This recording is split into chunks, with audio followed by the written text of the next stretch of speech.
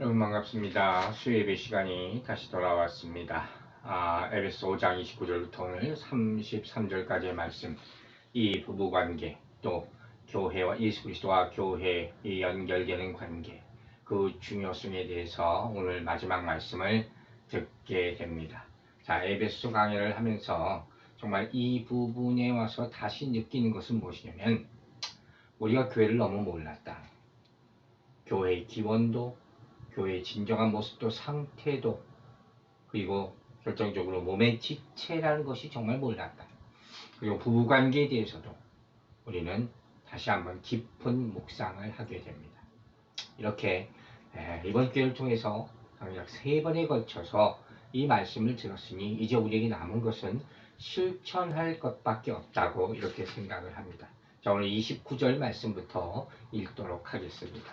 에베소 5장 29절입니다. 누구든지 언제나 자기 육체를 미워하지 않고 오직 양육하여 보호하기를 그리스도께서 교회에게 함과 같이 하나니. 아멘. 본문 직역하면 이는 누구도 자기 육체를 미워한 적은 없기 때문이다, 이런 말씀이 돼요. 여러분 아시죠? 인간이라면 누구나 자기 육체를 사랑합니다. 그리고 자기 육체 잘 먹을 것 잘 공급해주고 또 보호하고 삽니다. 그리고 중요한 것은 이 사실은 바로 내 몸과 같은 아내에게도 이렇게 해야 한다는 그런 명제에 있어서, 그런 말씀이 있어서 설득력 있는 근거가 된다고 바울은 예로 들고 있는 거예요. 또 이 환경, 이 말씀이 전해진 환경으로 볼 때 당시 유행했던 금욕주의, 자기 몸을 막 해치는, 맹목적으로 그렇게 해서 거룩함을 이룰 수 있다고 생각했던 그런 금욕주의가 절대로 성경적이지 않다 하는 사실을 또한 밝혀주는 그런 말씀이기도 합니다. 먼저 본문을 보면 육체라는 말이죠. 여러분 성경에 보면 육체라는 말의 뜻이 보통 3가지로 나눠서 설명할 수 있어요. 그 첫 번째는 바로 이 죄된 본성이죠. 그걸 우리가 육체라고 많이 설명합니다. 또 하나는 뭡니까? 영과 반대되는 개념으로 육신, 육체 이런 말을 씁니다. 그리고 가장 기본적인 것으로 바로 우리 몸이에요. 인간 자체, 몸. 본문에서 사용된 뜻은 바로 이걸 얘기하는 거예요. 그리고 우리 몸은 뭐로 이루어졌습니까? 뼈와 살과 피, 이런 것들로 이루어졌잖아요. 그리고 이런 것들을, 이 몸을 유지하고 성장시키기 위해서는 뭐가 필요합니까?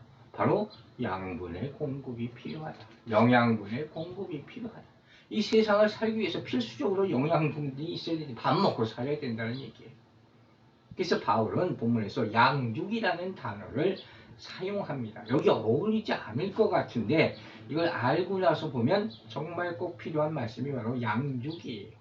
즉 여기서 양육하다는 말은 음식을 공급하다, 그래서 기른다는 것이에요. 그것을 누구에게 하라고요? 부인에게. 제가 재미있는 질문을 하나 할게요. 여러분 남편들 부인에게 음식을 공급하십니까? 물론 뭐 생활비 주는 것 이런 거 말고. 제가 생각해 보니까 그래 본 적이 없어요. 거의 없죠. 거의 없다시피 하죠. 신혼 초에 잠깐 해봤는데 살 빼라는 얘기는 정말 많이 했습니다. 그래서 또 회개했어요. 이 본문을 하면서 맨날 회개만 합니다. 부인을 위해서 식사 준비를 해본 적이 있으십니까? 이건 뭐 간단한 얘기지만 우리 교회들 가운데 남편분들이 음식하는 분들 꽤 있는 것 같아요. 자, 이게 무슨 밥 해주는 것만 의미하는 게 아니죠. 사랑하라는 의미죠. 부인들이 애정적으로 결핍을 많이 느낀다고 하잖아요. 우리 영양 결핍 느끼는 거죠. 그것을 공급하라, 그런 말씀인 줄로 믿습니다. 또한 어떻게 하라고 했어요? 양육하고 그 다음에 보호하라 하는 것이죠. 이 보호의 여기서의 의미는 따뜻하게 해주다라는 뜻이 있어요. 자상하게 해주다. 애정을 깊이 나타내 그렇게 돌보라는 것이죠. 데살로니가전서 2장 7절에 이런 말씀이 있습니다. 우리는 그리스도의 사도로서 마땅히 권위를 주장할 수 있으나 도리어 너희 가운데서 유순한 자가 되어 유모가 자기 자녀를 기름과 같이 하였으니 유모가 아이를 기르는 것 같이 하라. 이게 보호하라래요. 내 몸 참 아끼시는 분들이 있잖아요. 내 몸 아끼는 건 너무 당연하게 생각하는데 아내를 얼마나 아끼고 보호하고 있습니까? 이걸 물어보는 것이죠. 이처럼 남편들은 자기 몸과 같은 아내에게 자신에게 하는 것과 같이 동일하게 하라는 거예요. 그러므로 말미암아 그리스도께서 누구에게? 교회에게 보이신 사랑을 나타나는 것이 타당합니다. 이것이 오늘 권면의 말씀이에요. 여러분 쉽게 얘기합시다. 본문이 뭐라고 했습니까? 남편은 아내를 길러라, 양육하라. 딱 떠오르는 단어가 한 한자성어가 애지중지. 그렇게 하도록 노력해 봅시다. 물론 육체적인 의미, 양분 공급하는 것뿐만 아니라 뭐겠습니까? 정신적으로, 영적으로 지난주에 배웠죠? 말씀 가르치라는 것, 준비하라는 것이죠. 이렇게 아내를 양육할 수 있게 되기를 주의 이름으로 축원합니다. 여러분, 우리가 알다시피 뉴스에도 나오잖아요. 자기 건강 개발을 위해서는 어마어마한 돈이 투자되는 거예요. 요즘 세상이 그래요. 바이타민 같은 거 얼마나 많이 먹습니까? 자기 사랑은 참 열심히 해요. 그거 나쁘다는 얘기가 아니에요. 그런데 우리 이웃에 대해서도 사랑하라고 주님이 분명히 말씀하시지 않았습니까? 그리고 바울은 여기서 한 걸음 더 나아가서 정말로 아끼고 사랑해야 될 사람 누구요? 부인을 내 몸처럼 사랑하라. 내 이웃을 그토록 사랑하라. 이렇게 얘기했다면 내 몸처럼이 아니라 뭐라고요? 처음부터 내 몸이었다. 그 대상이 있다. 그게 누구냐? 바로 갈빗대다. 그게 누구냐? 내 아내다. 그러니 더 사랑해야 되는 것 아니에요. 그 말씀이에요. 즉 배우자는 아내는 내 자신이다 하고 성경을 얘기하는 거예요. 여러분 가정이 무너지면 모든 것이 무너집니다. 가정의 기초가 바로 부부라고 했어요. 부부 사랑이 얼마나 중요한 것을 바울 사도가 강조하고 있는 것이죠. 우리 한국에 있는 어머님께서 가끔 통화하는데 항상 마지막에 하는 말씀이 그거예요. 서로 사랑해라. 유언이다. 그 말씀 들을 때마다 제가 참 마음의 감동을 받습니다. 서로 사랑하는 부부관계가 되기를 주의 이름으로 축원합니다. 그리고 이 말씀이 바로 주님의 교회를 향한 관심이요. 또 긍지예요. 교회를 아주 얼마나 자부심을 가지고 보는가 그 모습이에요. 또 지키고 인도하시며 보호하시는 방식을 보여주는 말씀이에요. 제가 요약하면 간단하게 요약을 하나 있어요. 어떻게 아내를 대하라. 어떻게 주님이 대하신 것처럼 대하라는 거예요. 첫 번째, 내 몸을 욕되게 하지 말라. 내 스스로 몸을 욕되게 하는 것처럼 아내의 몸을 욕되게 하지 말라. 두 번째, 무시하지 말라. 절대로 무시하지 말라. 세 번째, 너무 완벽해야 된다고 생각하지 말라. 실망할 수 있는 게 너무 많아요. 그러니 부인이 완벽하다고 여기지 말라. 네 번째, 오늘 본문 말씀대로 보호와 양육을 잊지 말라. 아내는 연약한 그릇이다. 여자로서 그렇게 태어난 것. 남자의 보호를 받도록. 그리고 마지막으로 견고하게 만들 책임이 남편에게도 있음을 잊지 마시기 바랍니다. 여러분 지난주에 말씀드렸죠. 아내의 만족 없이 남편의 만족은 없습니다. 아내의 행복 없이 남편의 행복도 없습니다. 아내가 건강하지 않고 남편이 건강해질 수 없습니다. 이것이 부부 관계라는 것을 잊지 말게 되기를 주의 이름으로 축원합니다. 이제 5장 30절 보겠습니다. 우리는 그 몸의 지체임이라. 무슨 말씀이라고 여겨집니다. 한글 성경에는 앞에 왜냐하면이라는 접속사가 빠져 있어요. 즉, 이 말씀은 이 29절 하반절 그리스도께서 교회를 양육하고 보호하시는 이유가 뭐라고요? 바로 교회인 우리가 그분의 몸 한 분을 이루는 지체이기 때문이다. 이렇게 연결되는 거예요. 즉 남편이 자기를 사랑해야 하는 이유는 아내가 자기 몸의 지체이기 때문이다 하는 사실을 깨우쳐 주는 말씀입니다. 그리고 한글 원어 성경을 보면 여기 지체임이라 하는 말 뒤에 어떤 말이 있으면 그의 육체와 그의 뼈에서 난 이런 말이에요.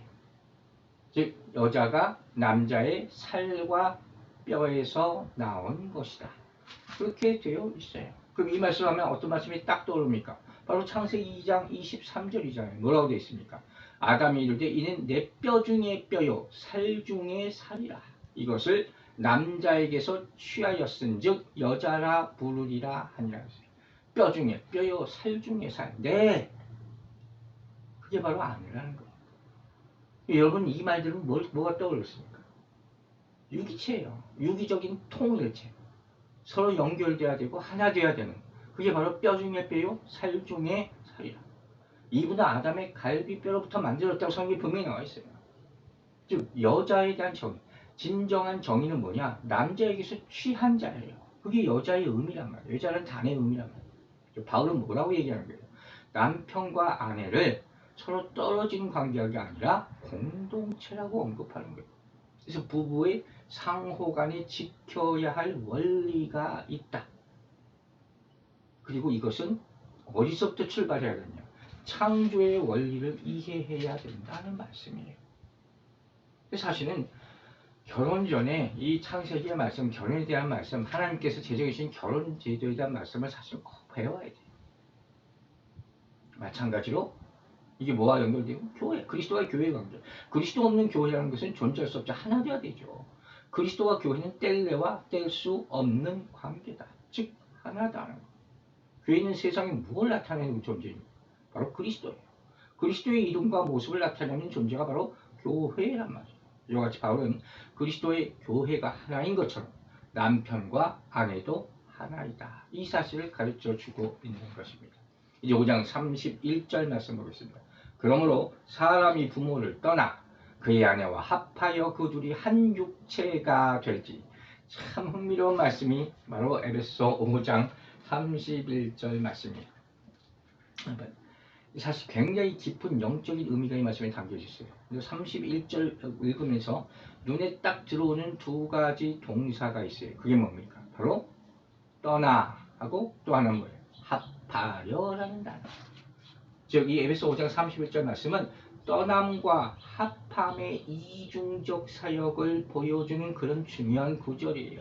이 떠남과 합함은 그리스도인이 평생 겪는 여정이라고 얘기할 수가 있습니다. 아멘 되십니까? 이해되시죠? 자, 바울은 말합니다.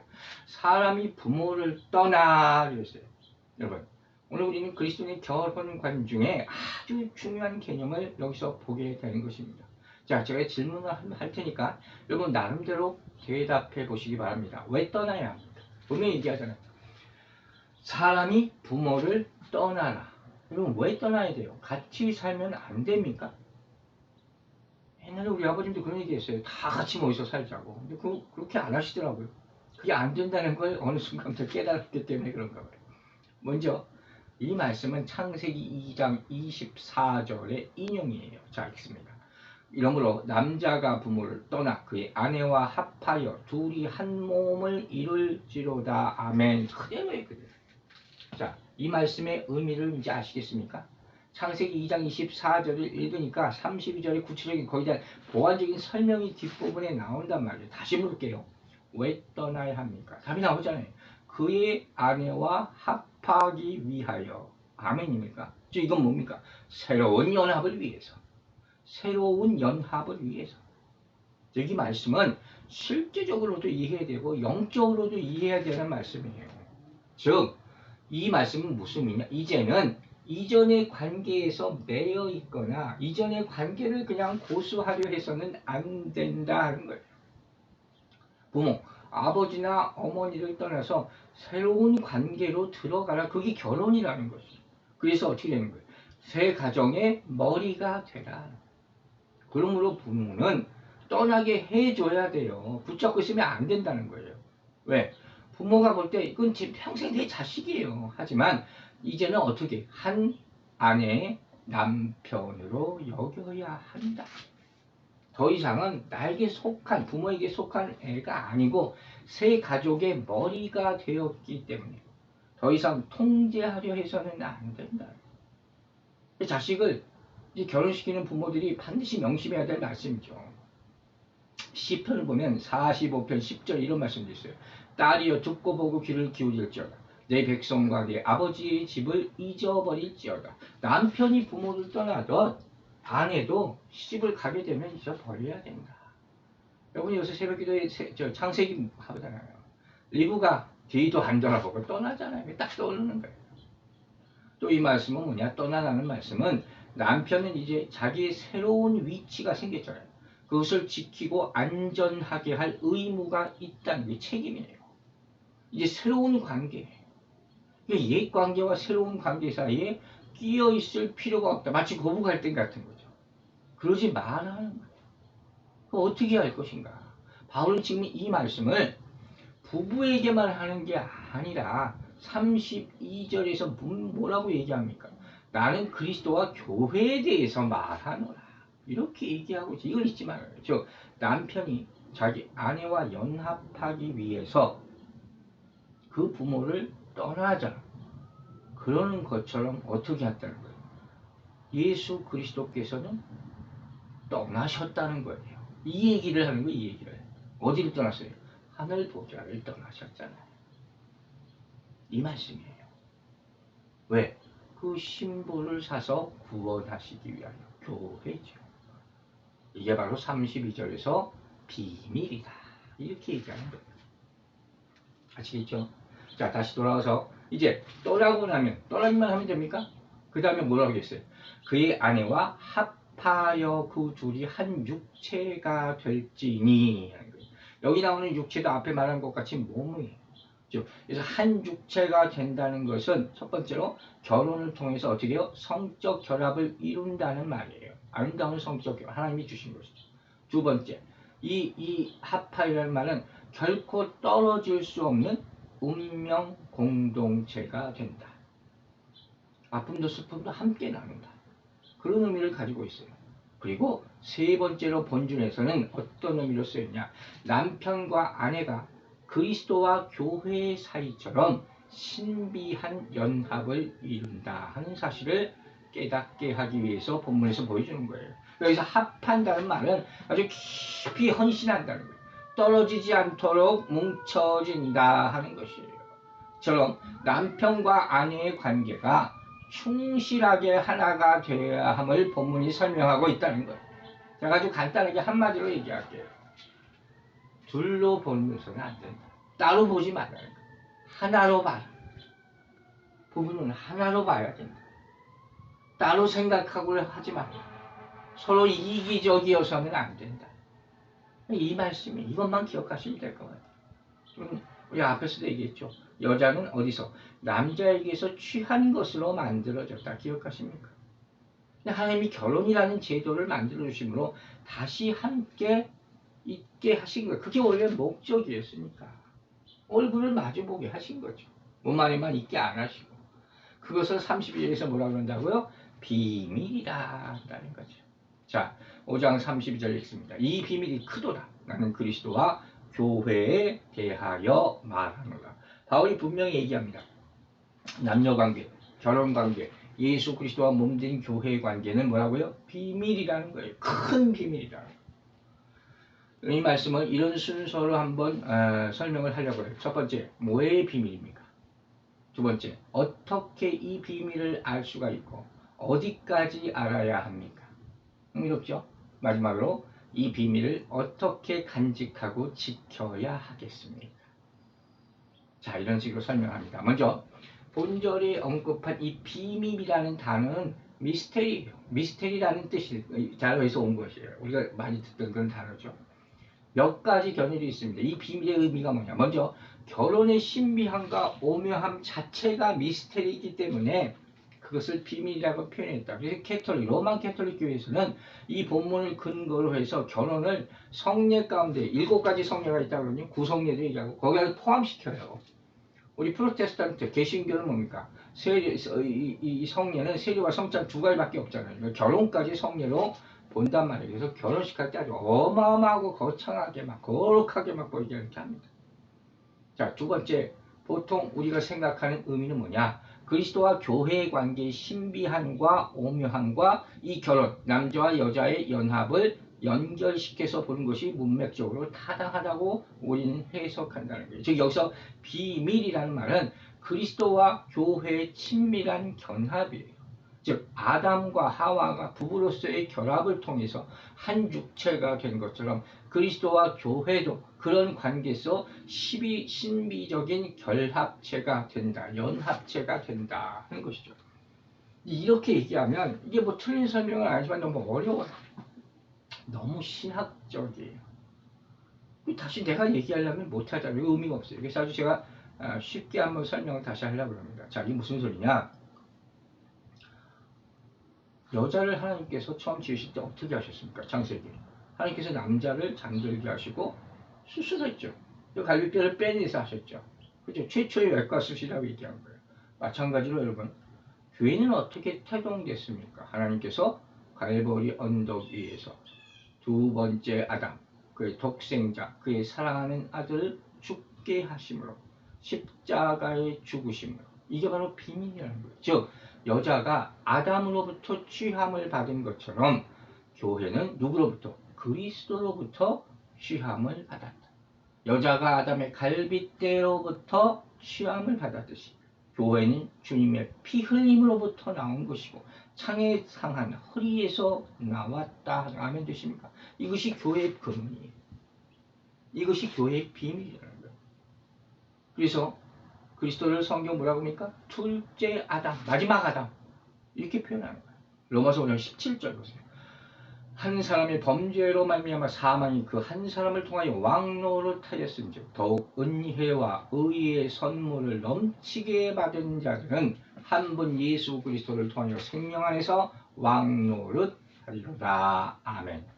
자, 그렇다면 두 번째로 이제 어떻게 이 비밀을 알 수가 있습니까? 여러분, 비밀이라는 단어를 다시 한번 생각해 보세요. 이 비밀이라는 것은 나는 모른다는 거죠. 그 전제예요. 즉 누군가의 도움을 받지 않는 인간의 마음에는 이해할 수가 없다, 풀 수 없다는 거. 왜? 비밀이라는 것 자체가 감춰져 있는 것이기 때문에. 그리고 특별히 오늘 말씀에는 무슨 의미가 담겨져 있느냐? 영적인 의미에서 죽어있는 사람은, 영적으로 죽어있는 사람은 이 말씀을 아무리 읽어도 이해 못한다는 거예요. 이 결혼이라는 관계, 특별히 이것이 그리스도와 교회와의 관계를 나타내는 것이라는 것을 아무리 읽어도 이해할 수가 없다는, 결혼 여러 번 해도 안 된다는 거예요. 고린도서 2장 6절 7절. 그러나 우리가 온전한 자들 중에서는 지혜를 말하니 이는 이 세상의 지혜가 아니요. 그렇게 얘기하잖아요. 또 이 세상에서 없어질 통치자들의 지혜도 아니요. 그렇죠? 오직 은밀한 가운데 있는 하나님의 지혜를 말하는 것이죠. 곧 감추어졌던 것인데 하나님이 우리의 영광을 위하여 만세전에 미리 정하신 것이다. 성경 말씀에 다 설명이 나와 있어요. 감추어진 것이니까 아무나 알 수가 없단 말이에요. 성령님께 구하시기 바랍니다. 그분이 지혜를 주실 때 깨닫게 될 줄로 믿습니다. 자, 그럼 어디까지 얼마나 우리가 알아야 됩니까? 이것도 중요해요. 여러분, 이런 비밀 앞에서, 우리가 풀 수 없는 문제 앞에서 사람들은 크게 세 가지 반응을 보입니다.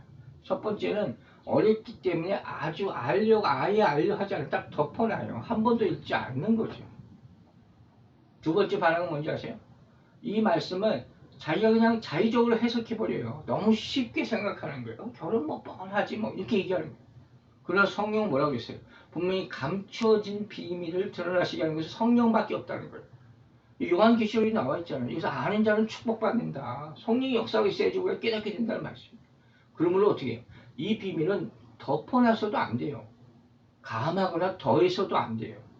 평범한 것으로 평생 묻어놔서도 안 되고 너무 쉽게 여기서도 안 된다는 것이죠. 자, 세 번째 유형은 뭡니까? 이 모든 비밀을 너무 세밀하게 파헤치려 하는 것. 이것도 조심하라는 거예요. 제가 항상 얘기합니다.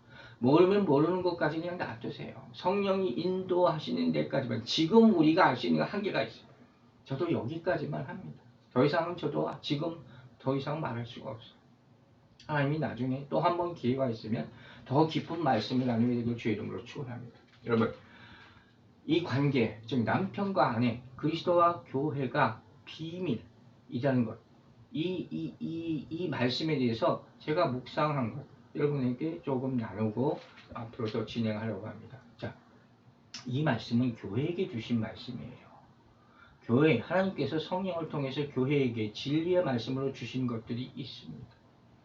그게 무엇이냐? 첫 번째, 잘 기억하세요. 주님은 우리에게 생명을 주셨어요. 아멘입니까? 남편은 아내에게 생명을 줘야 되고 아내는 남편을 생명으로 받으라 하는 그런 말씀이에요. 여러분, 예수 그리스도가 죽음으로 교회가 탄생되었습니다. 믿습니까? 결혼하게 되면 아내는 남자의 생명, 즉 삶을 누리게 되는 것이에요. 그러니까 남편은 항상 여자에게 생명을 주는 존재라는 의식을 가지고 살아야 돼요. 나 혼자 기쁘기 위해서 아내를 기쁘게로 변해야 된다. 그런 의미가 담겨져 있어요. 그래서 다 함께 우리가 하나님이 주신 축복을 나누는, 다 같이 나눠 갖는 그런 존재가 되시기를 주의 이름으로 축원합니다. 골로새서 3장 4절에 이런 말씀이 있어요. 우리 생명이신 그리스도께서 나타나실 그때에 너희도 그와 함께 영광 중에 나타납니다. 같이 영광을 받는 거예요. 함께 누리게 되기를, 함께 생명을 나누시는 존재가 되시기를 주의 이름으로 축원합니다. 두 번째 중요한 의미는 무엇이냐? 주께서 생명을 주셨고 두 번째로 이름을 주셨어요. 여러분, 여자가 결혼하게 되면 미국에서 성이 바뀝니다. 이게 성경적이에요. 남편의 성을 따라가는 거예요. 우리는 그리스도로부터 새로운 이름을 받았습니다. 그리스도인. 맞습니까? 아멘 되십니까?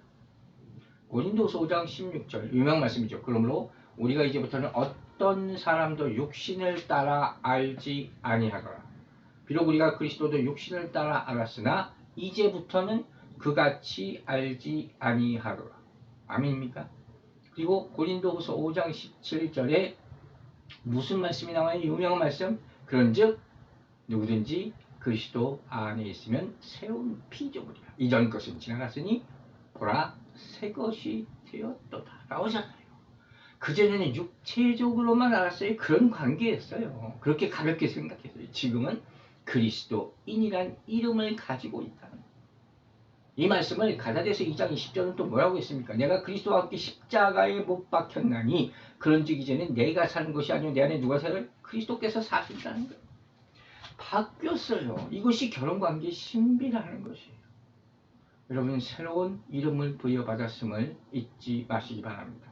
생명을 주고받고 이름을 주고받고 세 번째, 결혼을 통해서 무엇을 주고받습니까? 특권을 함께 누리게 될 줄로 믿으시기 바랍니다. 특권이에요.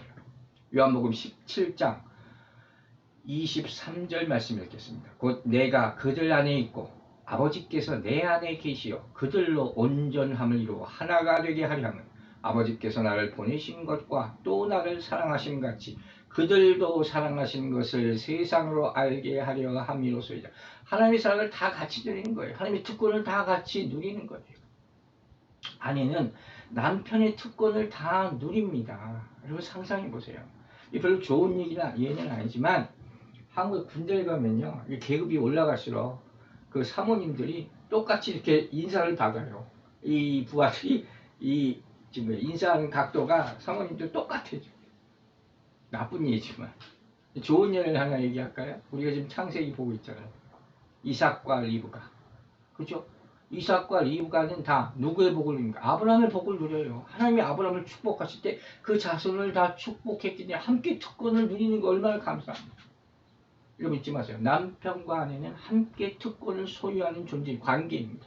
남편의 생각과 남편의 계획과 남편의 무슨 장래 희망과 함께 누리게 되기를 주의 이름으로 축복합니다. 그리스도와 교회의 관계도 마찬가지죠. 그래서 교회가 축복을, 예수 그리스도의 축복을 받아야 돼요. 하루아침에 신데렐라가 될 수 있습니다. 그렇게 결혼하게 되면 영광을 나누게 되기를 주의 이름으로 축복합니다. 여러분, 이처럼 함께하면 권리, 특권, 생명, 소유들 다 함께 누리게 되는 거예요. 그래서 그것을 로마서 8장 17절에 이렇게 표현해요. 자녀이면 또한 상속자, 곧 하나님의 상속자요. 그리스도와 함께하는 상속자니 우리가 그와 함께 영광을 받기 위하여 고난도 함께 받아야 할 것이다. 물론 고난이란 말이 나오지만 하나님의 영광은 다 함께 누리는 상속자로 살게 된다는 것이. 결론적으로 제가 하나만 더 붙일게요. 이 말씀은 이 특권을 받는다는 것은 마지막 때까지 나타나게 되는 거예요. 고린도후서 4장 18절. 우리가 주목하는 것은 보이는 것이 아니요 보이지 않는 것이니 보이는 것은 잠깐이요 보이지 않는 것은 영원함이라. 즉 결국 저 거룩한 존재를 하나님 앞에 들어갈 수 있는 특권을 누리게 될 줄로 믿으시기 바랍니다. 같이 믿어야 돼요. 같이 하나님께 심판대 앞에 섰을 때 다 천국으로 가는 축복을 특권을 누리게 되시기를 예수 이름으로 축원합니다. 자, 세 번째. 그러면 이제 이 비밀을 여러분 어떻게 지키고 어떻게 살 수가 있겠습니까? 이게 중요하죠, 여러분. 다시 한번 생각해 봅시다. 요약이라고 할 수 있어요.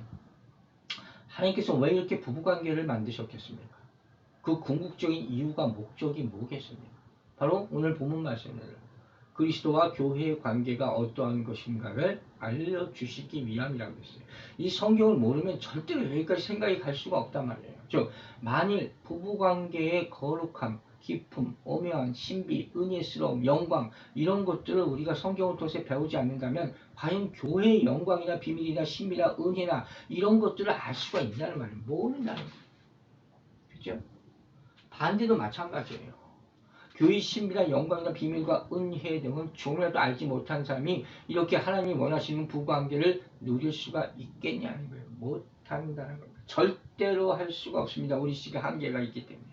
아는 것만 할 뿐이죠. 가피할 뿐이죠. 그러면 여러분 이제 마지막으로 권면하고자 합니다. 여러분 부부 사이 그리고 그리스도와 교회의 관계는 우리가 그렇게 피상적으로 접근해서 알 수 있는 간단한 것이 아니라 하는 것을 잊지 마시기 바랍니다. 우리 이것을 너무 쉽게 생각해 왔어요. 너무 가볍게 취급해 왔어요. 얼마나 아무 생각 없이 깊은 생각 없이 조심성 없이 우리 마음대로 좋은 대로 감정이 이끌리는 대로 이렇게 해왔다는 거였어요. 여러분 하나님께서 에덴 동산에서 최초에 만드신 부부 관계입니다. 이것은 결국 무엇을 위함이라고요? 교회의 영광을 보여주기 위함이라는 사실을 우리는 그리스도인으로서 잊지 말아야 될 것입니다. 다시 말해서 그리스도와 교회의 관계는 부부 관계가 얼마나 중하고 거룩하고 위대한 관계인가를 보여주는 예가 됩니다.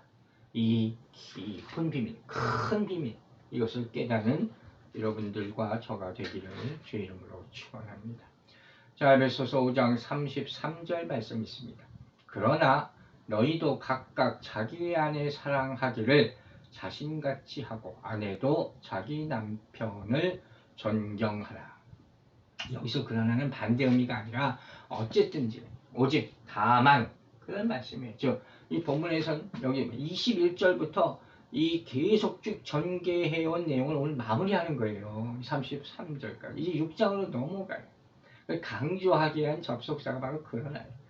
그래서 내가 다시 말하거니와 이런 거세요. So again I say 하는 거예요. I say again 하는 거예요. 강조하는 것이죠. 그 결국 강조하는 내용은 마지막에 나오는 내용은 뭡니까? 다시 부부관계예요. 남편은 아내를 사랑하라. 어떻게? 자기 사랑하기를 하고 아내는 남편을 어떻게? 존경하십시오. 여기서 사랑은 뭐라고요? 아가페. 희생과 헌신과 돌봄 배웠죠. 다시 한번 기억하라는 거예요. 존경은 복종과 섬김이라고 했어요. 앞에서는 복종하라 그랬는데 오늘 본문에서는 존경하라. 이 존경의 의미에 다 두려움, 복종 다 들어가 있는 그런 말. 다시 한번 제가 말씀을 드립니다. 저 스스로에게도 말하면서 결혼은 세상이 만들어낸 제도가 아니라 그랬어요. 하나님의 창조의 원리에 의해서 하나님이 우리에게 주신 선물임을 믿고 받으시기 바랍니다. 또한 하나님의 재창조, 즉 구원의 원리를 담아놓은 하나님의 계획이자 신비, 비밀이라고 성경은 얘기합니다. 그리고 남편과 아내의 관계는 그리스도와 교회의 관계의 축소판이다. 바울이 이렇게 설명합니다. 여러분, 그리스도와 교회가 한 몸을 이루듯이 남편과 아내가 한 몸을 이루어야 한다. 이 말은 잊지 마시기 바랍니다. 남편과 아내가 아름다운 삶을 이루어갈 때 이것은 그리스도와 교회의 아름다운 관계를 보여주는 통로가 되는 것입니다. 우리 아름다운 부부 관계를 우리 주변에게 보여줄 때 그를 통해서 우리는 교회를 보여주게 된다 하는 말씀입니다. 그것을 지속하기 위해서 우리가 항상 잊지 말아야 될 것이 있습니다. 바로 우리 가정과 부부관계의 중심에 누가 계셔야 됩니까? 그리스도를 모시기 바랍니다. 그리고 그 그리스도께 사랑과 순종을 멈추지 마시기 바랍니다.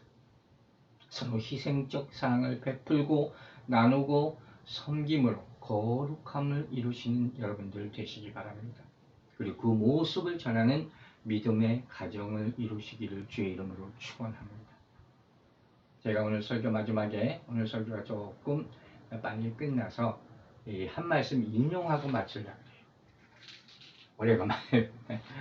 자, 이기복이라는 분이 쓴 글이 있어서 제가 감동을 받아서 마지막으로 나누고 결혼 코칭이라는 타이틀, 그것을 제가 발췌를 했습니다. 그대로 읽어드리겠습니다. 부부는 인생이라는 높은 산을 같이 등반하는 동행자입니다.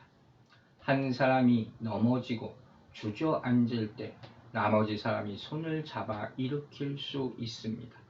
내가 지쳐 쓰러지면 배우자가 내 곁에서 나를 일으켜 줄 수 있으니 얼마나 든든합니까?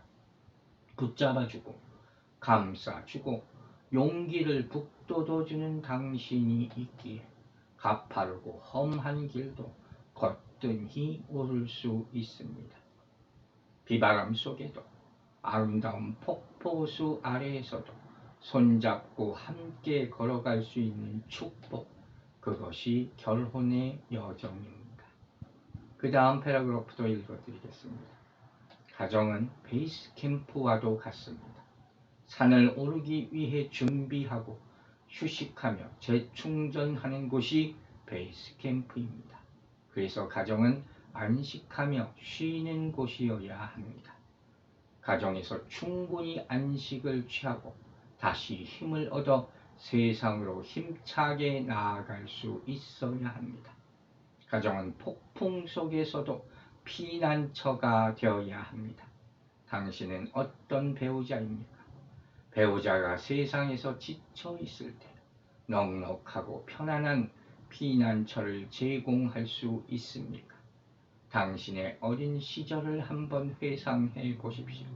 당신의 가정은 평안한 곳이었습니까? 혹시 늘 긴장되고 불편한 곳은 아니었습니까?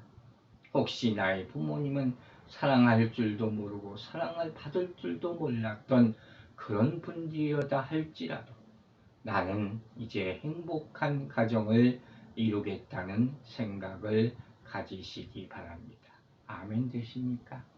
하나님의 축복이 여러분의 결혼관계, 가정에, 부부 사이에 함께하게 되기를 주의 이름으로 축원합니다. 기도하겠습니다.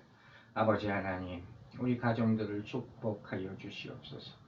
이 결혼의 비밀, 이 신비를 깨달아 알아 더욱더 깊이 묵상하며 인내하며 하나님이 주신 축복을 누리는 가정들 되게 하여 주시고, 또한 그리스도와 교회의 관계까지 이것을 확장시키는 바울사도의 말씀을 깊이 묵상하여 그 비밀을 깨닫고 교회를 섬길 수 있도록 이 아름답고 거룩한 교회를 이루어 갈 수 있도록 도와주시옵소서. 성령님께서 깨닫게 하여 주시고 지켜주실 줄로 믿고 간절히 기도하오며 예수 그리스도의 이름으로 기도했습니다. 아멘.